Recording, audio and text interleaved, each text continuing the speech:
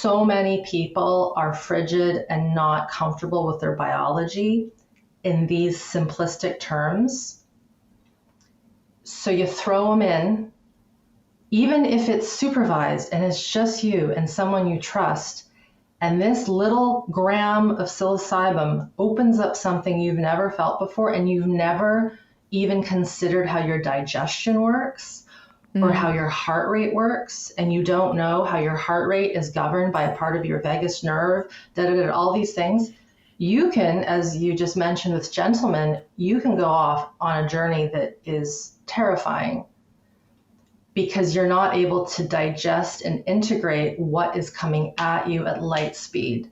Because not only are we processing the stuff from this lifetime, our in utero life, our transgenerational life from our parents, and I believe in past lives, intergalactic life. So all these lives that one might say our soul keeps, that is a lot of energy to pack in one little sit. And so I am not against these medicines, but man, they deserve, I believe, way more respect than what they're getting. And I actually fear a little bit if it becomes fully legal, and I might get, slapped for saying that. But I've seen what had occurred here in British Columbia. That's where I am, or in Canada, when marijuana was legalized. And I grew up smoking pot, as most teenagers and 20-year-olds do. I do not anymore. I can't touch the stuff. But when that got legalized, the people here weren't ready for that. And so now it's a crutch. Everyone is wake and baking. I mean, I'm generalizing, but you smell it down the street when there's kids and it's in the park and people are going to school stoned. And I'm like, is this really helping? Whereas if you go into, not so much now, but I spent a bit of time in the Netherlands in the 90s, it was just so, people were responsible with marijuana usage and psilocybin. It wasn't this cool thing. It's what you did more therapeutically or to relax with friends. So someone might say, well, Irene, if this stuff gets approved, then we can help all these people with plant medicine. I'm like, I get that, but you're missing the part that comes before, which is building foundations so that when that occurs, that person knows what to do.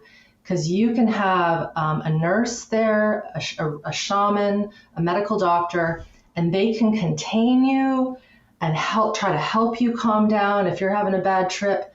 But if you don't know how to manage your internal physiology and what you're sensing introspectively and what you're seeing in your mind, they can't control that unless, of course, they sedate you with a pharmaceutical sedative. But that'll still push that stuff into your system, the visions, the sensations. So I think there's a time and a place. I did an interview with a student quite a few years ago where he was in psychosis after his ayahuasca ceremony. And there's a lot to the story. The shamans were not responsible. And it was really sad to see how many people had negative comments. Like, there's a lot of positive comments and people had similar experiences, but a lot of the comments, Candice, were like, oh, well, he was clearly needing this experience. I'm like, no, nobody needs to go into a psychotic break.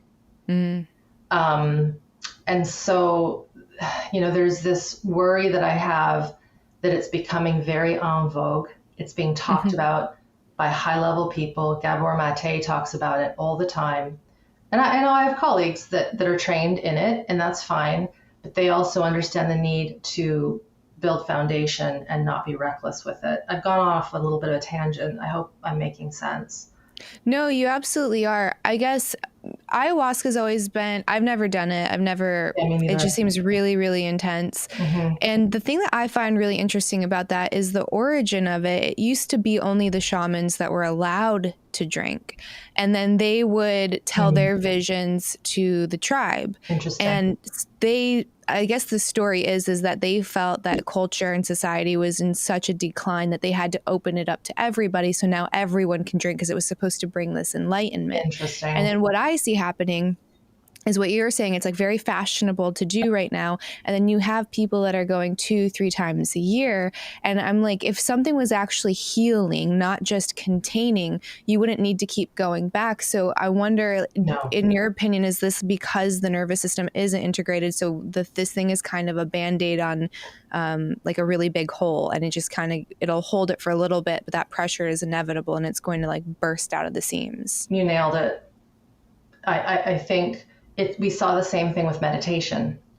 Mm-hmm. So I'm more experienced in a little bit of that history. So thanks for that history. I didn't know that. Makes sense. It makes total sense.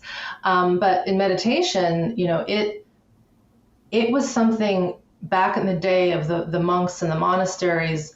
You did not get to learn how to meditate until 10, 20 years into your time at the monastery. The rest of your time was in service, cleaning, cooking, tending the grounds, being of service to the community, very monastic life. Once you perfected that ability to just show up every day, it's like, what is it? Chop wood, carry water. Mm-hmm. Then you got the privilege of being taught the meditation skills. And as one of my mentors, Chris Durkees, says, I've done many talks with him, he says, consciousness is a technology. It's not to be messed with. Mm. And so what occurred with meditation, it also occurred with yoga. We saw how it got botched into the West, Mm-hmm. It's a technology. Consciousness is a technology that we want to definitely improve, enhance, refine, master. But our consciousness, wherever that is, we really don't know. Let's say our higher brain and our mind, again, where is that? We don't really know. But this higher brain, let's just say the prefrontal cortex, it is driven. Our brain, in my work, is technically called the end organ. So while, yes, if you don't have your brain, you can't live. If you have brain injury, it's a problem.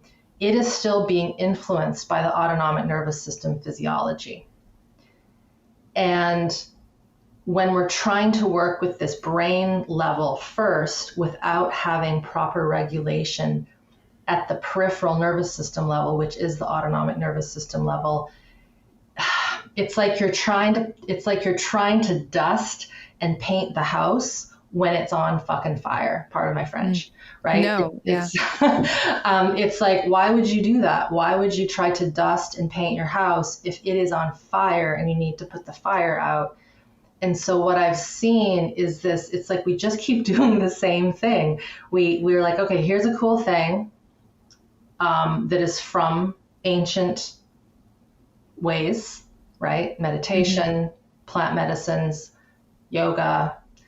Let's do that because the East, they got it together, or the people connected to nature, the tribal people, the shamans, they have it together. We don't have it together in the West, so we better go take those things and use them. Now, I think it's good that we use and share and coexist with these things, but what we're missing is this fundamental self-regulatory capacity of the nervous system, which in those cultures tend to be, and it's changing more with industry and tech.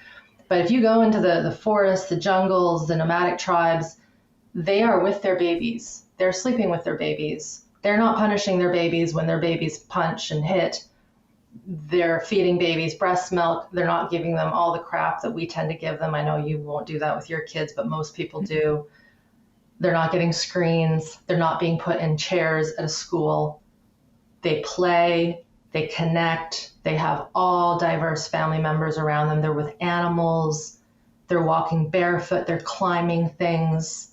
They're not in jolly jumpers. They're not in cribs. They're not being taken out of the womb by a medical doctor wearing a mask, patted, shook, weighed, pricked. Like, we forget how much babies, humans in the West, are messed with in the first hour of their life. Mm-hmm. Right? And so that is why I think we're craving that.